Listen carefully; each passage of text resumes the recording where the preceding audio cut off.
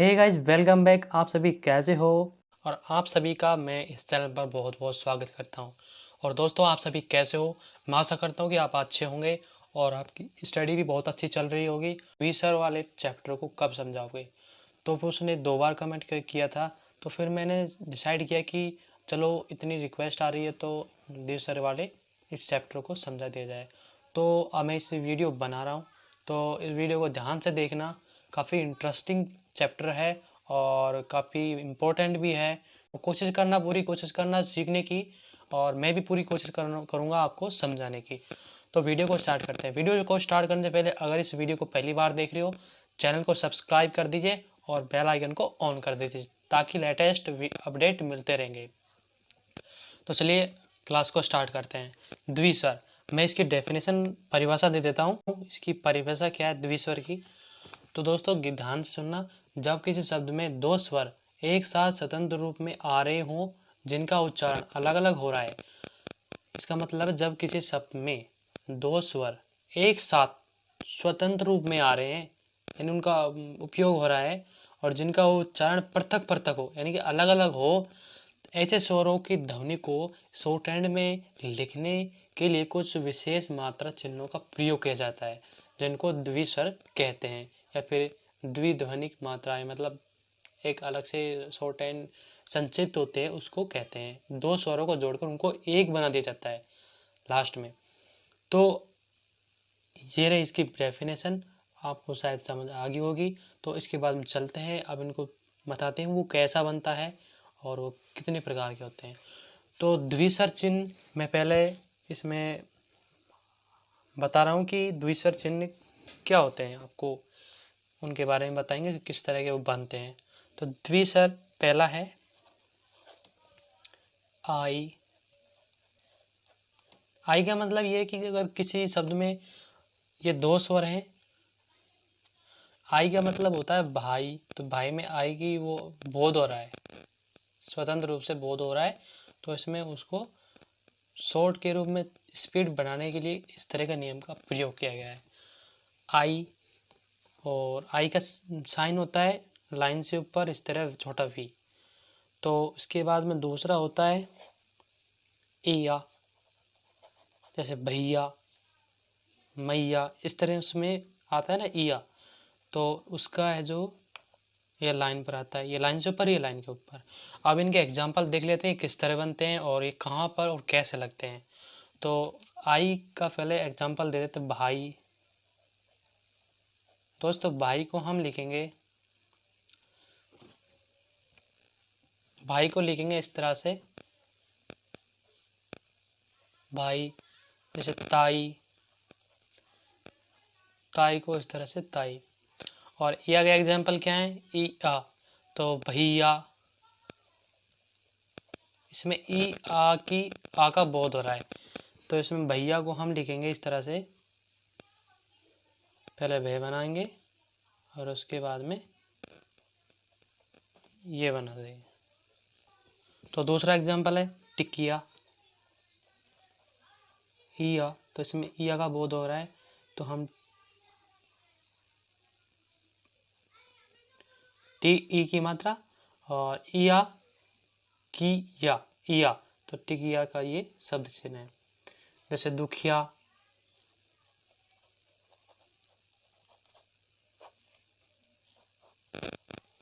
दुखिया, और जैसे मुखिया,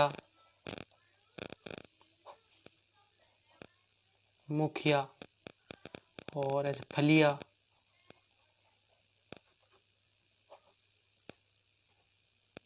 फलिया। अब दोस्तों बहुत ही सिंपल है। दुखिया में द का चिन्ह, इसमें ऊ की मात्रा, और ख, और इसमें ई या, इसमें ई की मात्रा और या हम लगी रहा है इसमें, या का ये शब्द चिन्ह है। तो ऐसे बोले, हम ऐसे समझेंगे इसको, दू खी, क्योंकि ये तीसरे स्थान पर है, अगर ये पहले स्थान पर तो आई बन जाता, तो ई या, इस तरह से समझने की कोशिश करना। काफ़ी इतना हार्ड नहीं है, बहुत ईजी है। और भी एग्जांपल देता हूँ इसमें। इसमें आई के एग्जांपल देता हूँ। फर्स्ट मैंने बताया था, जैसे बाई, बाई को हम बाई, और नाई बता दिया था, नाई नहीं, नाई, नाई, टाई और चाई, इस तरह से माई। दोस्तों इस तरह से बन जाएगी। ये है जो इसमें आ की मात्रा आ रही है और ई की मात्रा, ये फर्स्ट स्थान पर लगेंगे। तो उसके बाद में आपने अंतिम स्थान पर देख लिया था, इसमें अंतिम छोर पर लगते हैं तीसरे स्थान पर। और अंतिम छोर के वाले भी और बता देता हूँ एक दो। लुटिया, कुटिया,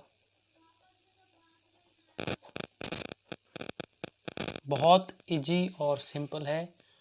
तो आपने उदाहरण देख लिए थे, फटाफट से इनको कर लीजिए। तो दोस्तों अब इसका दूसरा वो है सेकंड, ए प्लस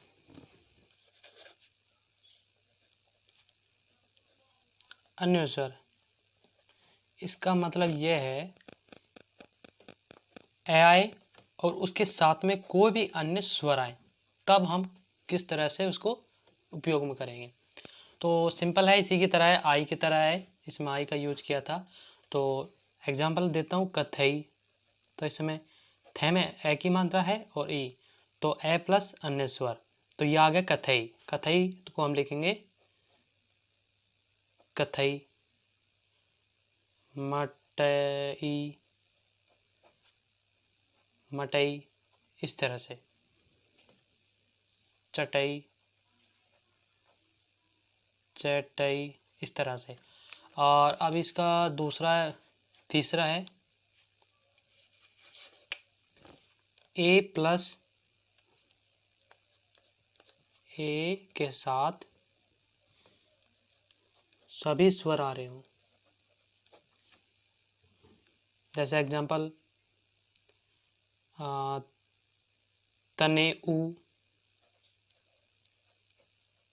तनेऊ, तो तनेऊ को हम लिखेंगे ते ने ऊ। अब दोस्तों में ध्यान देने की बात है, ये मैंने इस तरह से लिखा था, अब ये थोड़ा राइट हैंड की ओर झुकता हुआ ये इस तरह से बनेगा। ठीक है दोस्तों, ये मैंने इस तरह से बनाया था, एक इस तरह से बनाया था, और ये कुछ इस तरह से है, ए प्लस अन्य स्वर। तो ये इस तरह से बनेगा। और एग्जांपल देख लो, नेवता, नेवता, तो इसमें बनाएंगे ने उता, ने, इसमें ऊ की मात्रा, ऊ ए प्लस ऊ, तो ता, नेवता। तो दोस्तों आप चौथा देख लेते हैं, ए प्लस अन्य स्वर। इसमें ई है या फिर ई आते हैं, तो तब कैसे यूज किया जाता है। तो ई आते हैं, तो इसके एग्जाम्पल देख लेते हैं। एग्जाम्पल क्या है, नाटकी है,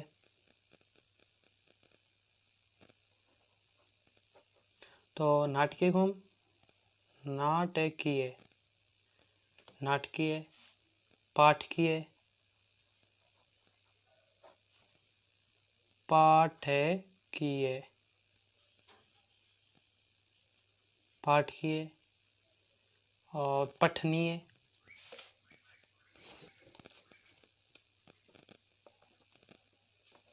पठनीय, पैठनीय। दोस्तों ये भी आपको समझ आएगा, और बहुत इजी और बहुत सिंपल है दोस्तों इसके बाद में द्विस्वर हो गया, तो इसका ही एक रूप में है, एक भाग में अनुस्वर। अनुस्वर के बारे में देख लेते हैं। अनुस्वर इसी टॉपिक में आता है। अनुस्वर, अनुस्वर की डेफिनेशन में बताता हूँ, जब किसी क्रिया या इसके अलावा किसी शब्द के अंत में स्वर की ध्वनि के साथ साथ अनुस्वर भी आ रहा है, तो स्वर चिन्ह के साथ एक बिंदु लगाकर उसे दर्शाया जाता है। दोस्तों इसमें एक बिंदु लगाया जाता है, जैसे मैंने पिछली उसमें बताया था अभी, जो मैंने वी की तरह जो मैंने बताया था बनाना, तो इसमें अगर और भी कुछ आएगा, एक बिंदी के द्वारा इस तरह से दर्शाया जाएगा। एक और शब्द बन जाएगा इस बिंदी से। तो अब इसमें देखते हैं बिंदी से कौन सा शब्द बनता है। बाई में हम देखते हो कि बाई में ई में एक छोटी सी बिंदी लगती है। ठीक है दोस्तों, ई में एक छोटी सी बिंदी लगती है, तो बाई को हम इस तरह से लिखेंगे, एक छोटी बिंदी लगाकर। जब हम इस टर्नों को टाइपिंग करते वक्त या हिंदी ट्रांसलेट करते वक्त जब हम पढ़ेंगे तो हम जानेंगे कि हमने इस तरह का शब्द बनाया था। इस तरह का अगर किसी शब्द में आ रहा है या फिर आया है, तो इसमें शुद्ध बनाने के लिए इसको बनाएंगे, उसी तरह हम पढ़ें जिस तरह हमने लिखा था। तो अब इसके बाद में है लाई।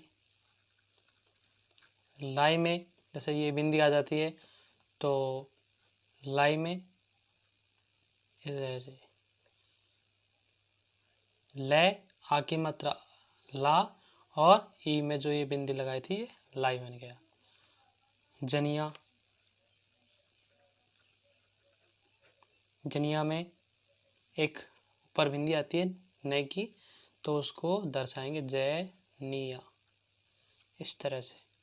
दोस्तों आशा करता हूँ कि आपने ये क्लास अच्छे से समझ ली होगी, और अगर अभी आपको समझ नहीं आया तो मैं एक दूसरी क्लास बना दूंगा और उसको बेस्ट तरीके से समझाने का प्रयास करूंगा, अगर आपको अभी भी समझ नहीं आया तो देखते रहिए मेरी वीडियो को। आगे भी ऐसे अच्छे अच्छे टॉपिक को मैं समझाऊंगा।